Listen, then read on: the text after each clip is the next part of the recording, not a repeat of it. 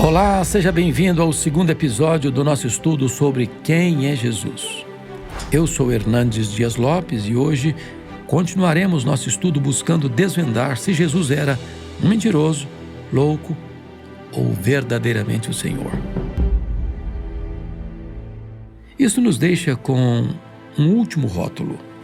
Passamos por Jesus como mentiroso, como lunático, e agora vamos explorar Jesus como o Senhor. Entre aqueles que acusaram Jesus de mentiras e insanidade, havia um grupo de homens e mulheres de origem tanto judaicas quanto gentias, que não apenas acreditavam no que Jesus dizia, mas permitiram que isso os transformasse para sempre. Eles não o viram como um mentiroso ou lunático, mas como o Senhor. E creram que ele era verdadeiramente Deus, vindo ao mundo como homem. Para alguns, essa revelação foi instantânea.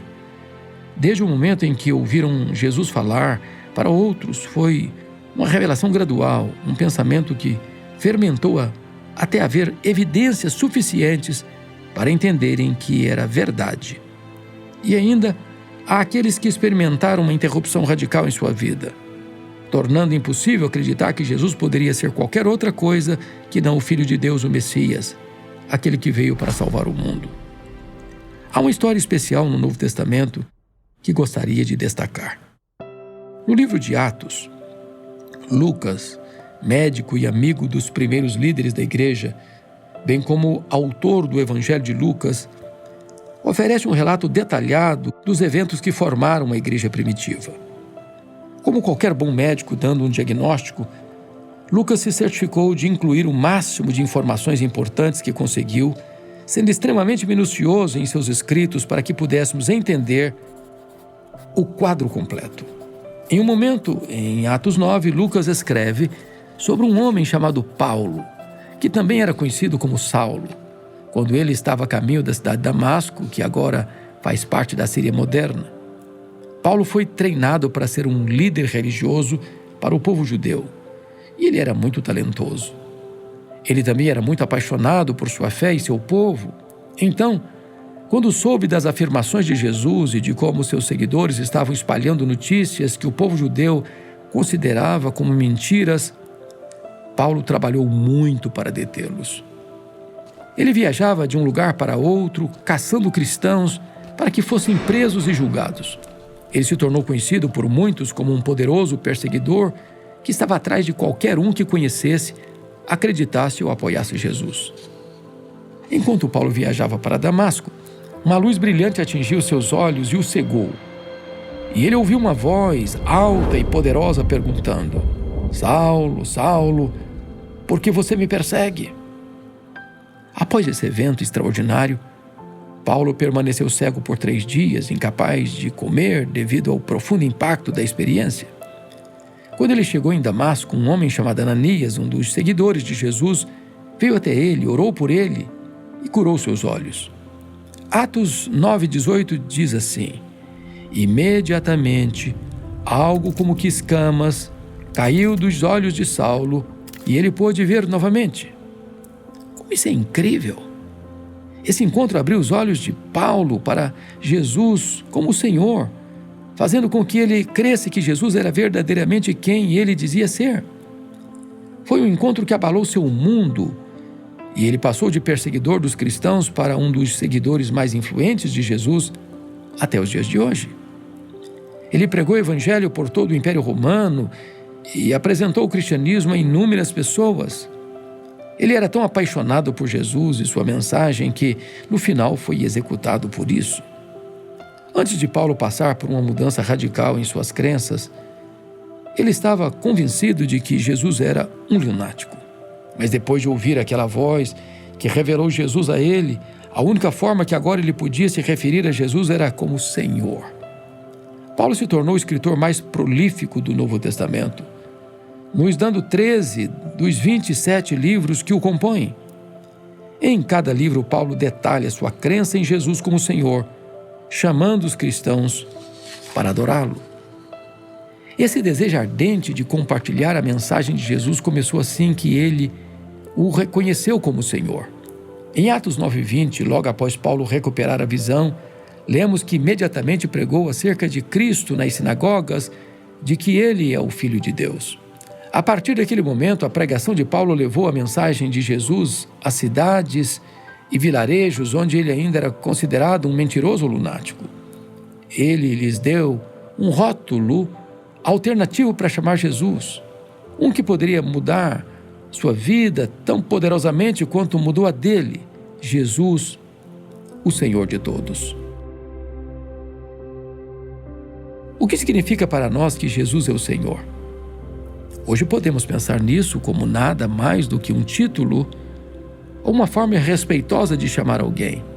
Mas na Bíblia, o título Senhor carrega um significado completamente diferente. Pode se referir a governantes, mas também é usado para falar de Deus, que é o Senhor de todos. Como sabemos, o povo judeu acreditava e adorava apenas um Deus e frequentemente o chamava de Senhor. Grande parte de sua vida girava em torno de servir a Deus, seguir seus caminhos e recorrer a Ele para todas as suas necessidades. Ele era o alicerce dele, sobre o qual tudo mais era construído. E isso é claramente visto em todo o Antigo Testamento. Por exemplo, quando o profeta Isaías encorajou os israelitas, ele escreveu em Isaías capítulo 40: Mas os que esperam no Senhor renovarão as suas forças, subirão com asas como águias, correrão e não se cansarão, caminharão e não se fatigarão. Da mesma forma, Provérbios 3, 5 e 6 nos diz: Confia no Senhor de todo o teu coração, e não te estribes no teu próprio entendimento. Reconhece-o em todos os teus caminhos, e ele endireitará as tuas veredas. Até mesmo Davi, celebrado rei e habilidoso escritor de hinos, falava de Deus como Senhor. O Senhor é o meu pastor, nada me faltará. Esses são apenas alguns exemplos de como o povo judeu e figuras judaicas proeminentes se referiam a Deus como Senhor. Quando vemos a palavra Senhor escrita em letras maiúsculas no Antigo Testamento, é uma tradução da palavra hebraica Yahvé, que é o nome de Deus. Escritores do Novo Testamento, como Paulo, conheciam bem isso. E quando escolhiam falar sobre Jesus, usavam o termo grego Kyrios, que significa Senhor, mas também era usado como tradução para Yahvé. Quando esses escritores usavam essa palavra específica para nos dizer quem Jesus é, eles sabiam exatamente o que estavam fazendo e que conexões queriam que seus leitores fizessem que Jesus é de fato o Senhor. Em Romanos, podemos ver isso quando Paulo escreveu uma carta à igreja em Roma e diz a eles para chamarem Jesus de Senhor. Ele diz: Se com a tua boca confessares ao Senhor Jesus e em teu coração creres que Deus o ressuscitou dentre os mortos, serás salvo.